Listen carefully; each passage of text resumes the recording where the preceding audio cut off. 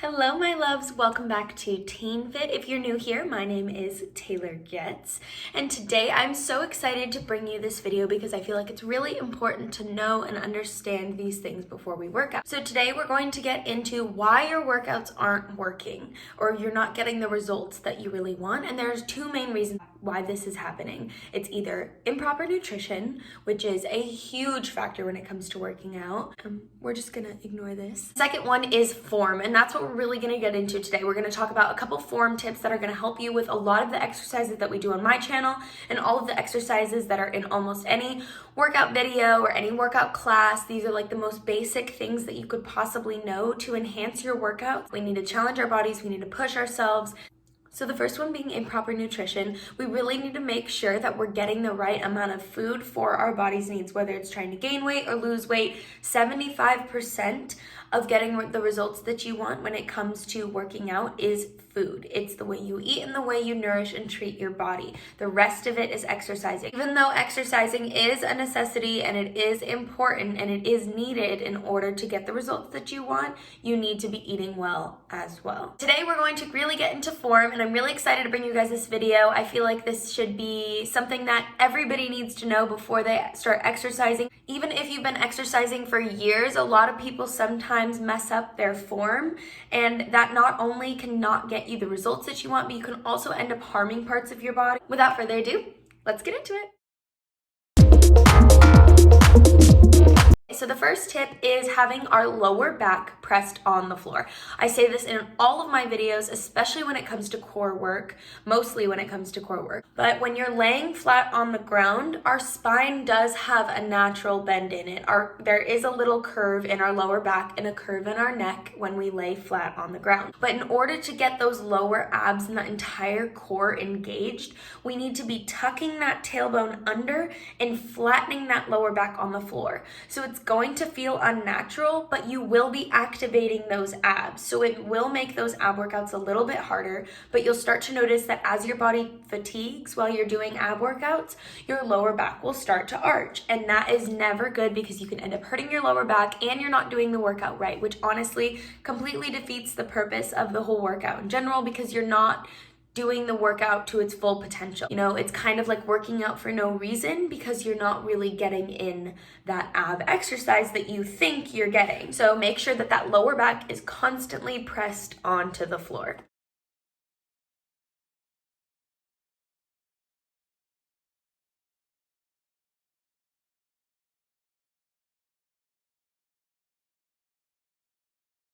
The next one is really tucking your tailbone in a plank. So I heard one time my Pilates instructor told me to tuck your tailbone like a sad dog in trouble. And it makes perfect sense. It's like if you were to have a tail, you want to like put it under. So if your butt is here, you want to tuck it under to make sure there's no arch in that back. Again, we don't want the arch in the back. It's very natural to be in a plank and have your back arching. We really want to tuck and squeeze so we get that core work. Next is to tuck our tailbone in glute bridges, which is just as important as tucking our tailbone in planks. If you're not tucking your tailbone in a glute bridge, you're not getting that glute work. You are working that lower back, which is something that we never want our back.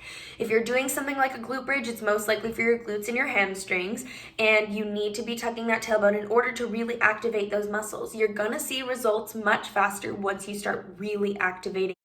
So instead of having our butt like this, we want it to kind of tuck under a little bit. So that lower back, instead of having like this arch, if this is the butt, we want it to go like this. So as we're going up and down, it's like this. It's a straight movement between the entire kinetic chain of the body. The next one is having our hands directly below our shoulders. So when we're doing a plank, we never want our hands up here, down here, out here, in here. We want it literally one straight line work.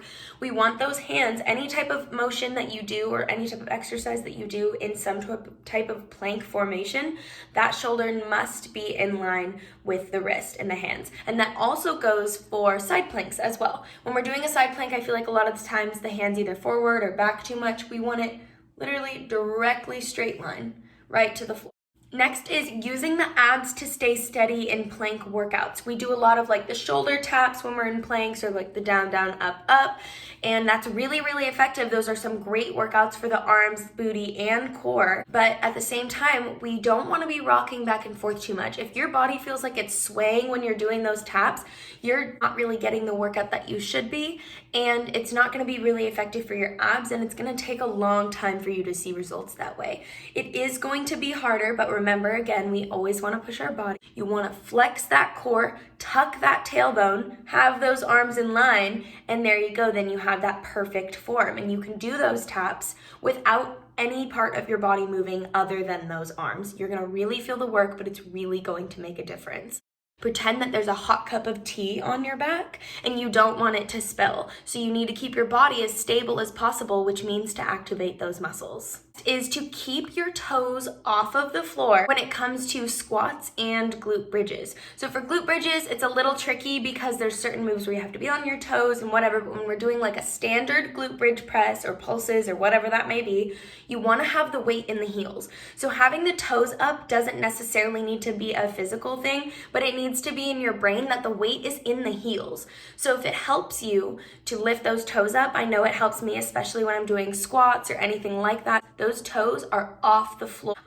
You can always have the toes on the ground, but you don't want to have any weight in them because you want the feet not like this. You want the weight in the back, because the weight in the back is going to get you that hamstring, that calf, and that glute activation that we want from our exercises that we're doing. Especially with lunges as well, when we're doing backward or forward lunges, that weight needs to be in the heels. So lift the toes up if that's going to help you.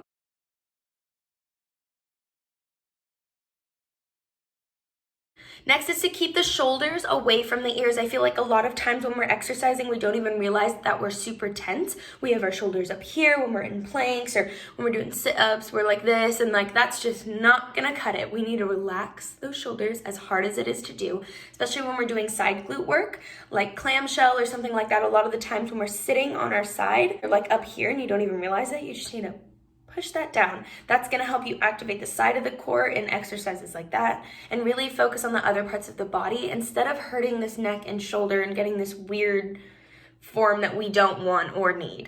Keep that neck long, that spine long. You want to pretend like you have a string through the body the whole time that you're working out. Next is to spin your top hip forward in planks. I feel like this doesn't really make a lot of sense until you see it visually, but a lot of the time when we're in planks, we're not activating that oblique correctly because our back hip is too far back. We're leaning more on our heels. In side planks, we really want to have those toes forward. When I'm in a side plank, we want to take this part of the body and we want to rotate it forward. That way we're going to get that activation here. So if I'm on my side, I'm back here, we spin it forward. Spin that top hip forward and you're really going to get that oblique activation that we want. Next is whenever we're doing glute workouts, you want to keep those abs tight. Every single workout you do will target specific parts of the body, but at the end of the day, it is a full body workout, and it always will be that way because you're always activating your entire body, especially your core. Joseph Pilates, the founder of Pilates, likes to call it like your powerhouse, which is a perfect word for that core because it is the powerhouse. It's the center of our body. It's what keeps everything else in line. So when we're doing glute work, especially standing glute work, a lot of the times our back is like moving like crazy. We're going to hurt that lower back. We're not going to get the right exercise that we want for those glutes. You're not going to see results quickly. You need to keep that core tight. That stabilized core is going to really activate those glute muscles. That's what's going to get you those good results. Next is, especially when it comes, this goes for all workouts, but especially with arm workouts and especially with weights, I feel like a lot of the times I see people using momentum to kind of get the weights up there. They're flinging their body around. They're like, whoo. And that's not going to get you the results that you want. You need to keep it slow and steady when we're exercising. You want to have that resistance, that slow resistance on the way down is what's going to get you those muscles or that just like toned body that you want or whatever goals that you're trying to achieve. Resistance is key always, especially with bands and glute work as well. We don't want to be using momentum to open and close the legs. We want to be slowly resisting with that band, slowly resisting and keeping that body tight, those shoulders down. and everything in line, that's gonna get you the best results. Last but not least, we're gonna talk about some sit-ups. When a lot of the times when we do sit-ups or any type of like crunch work, I feel like a lot of the time people have their elbows forward, they're crunching forward. We wanna be crunching up. It's a sit up, and I know we're going forward with that body, but everybody needs to just push your elbows back. The hands should not be touching, they're right about here. And you wanna use that core so we don't harm that neck. Doing fast sit-ups, using momentum, keeping those elbows forward is really gonna hurt your shoulders and your neck, and you're not gonna see results in your abs, you're just gonna be in pain. So push those elbows back, hands away from each other, and sit up. Focus on a point above you, maybe like the corner of the ceiling, and you wanna crunch upwards. You're still going forward with your body, but you focus on the up more than the forward. We don't wanna hunch, we don't wanna round that back, we wanna go up with it. I really hope these tips help you guys. I know they help me. It's going to make your workouts more challenging, but like always, we want a good challenge. That's how we're gonna push ourselves. That's how we're gonna get our good results. I'm so proud of all of you. I really hope you take these tips into consideration and use them constantly throughout your workouts to get the best results. If you have any questions or comments, please be sure to comment down below. Please be sure to also go check out my Instagram for more polls, recipes, tips. I love having your guys' input on my videos. Thank you so much for joining me today. Be sure to drink your water and smile and maybe give someone a compliment today. Have a wonderful day. Thank you so much. Please be sure to like, comment, and subscribe. Love you all. Bye.